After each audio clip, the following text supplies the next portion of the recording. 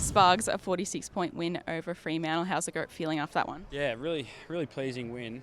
We've been speaking about it for a number of weeks now, and especially after a disappointing loss last week. It's sort of time to start getting into form because you need to sort of start hitting your straps for the back end of the year. And in terms of the performance we had, it was very consistent across the board, and we got back to playing the way we know we need to play to win games. So it was pretty pleasing.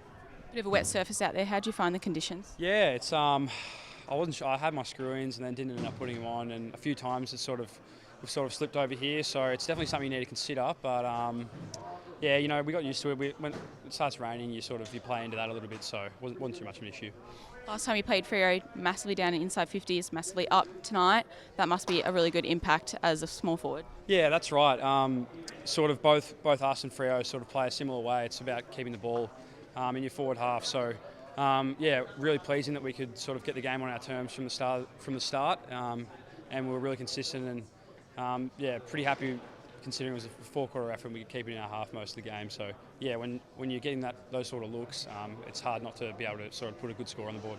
As you said, a four-quarter effort. In past weeks, it hasn't always been that case. What have you worked on to make sure that you keep that in that second half? Yeah, that's right. It's probably been our downfall. We've had a few sort of 20, 30-point leads in games this year, and we've sort of talked about the last few weeks becoming more ruthless and consistent, no matter what the score is on the board. So yeah, everyone stuck to task all the way up to the final time, which was good. Jake Lever was back tonight. How much of an impact is he in the back line? Yeah, he's so good. When you have guys in the team like that, you can sort of play a certain way that plays into their hands. It makes it really hard for the opposition. So we just know we need as forwards, we need to sort of put a lot of pressure on the ball and cause a dirty exit. And Jake and Stephen will be there, and Harry as well. All our backs will be coming off their man and intercepting the ball. So it's quite a luxury having him.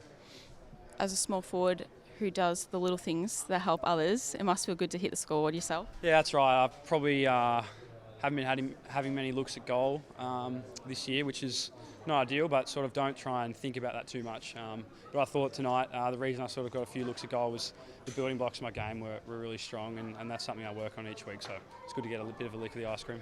Well, great game, and we'll see you next week. Thanks, Tess.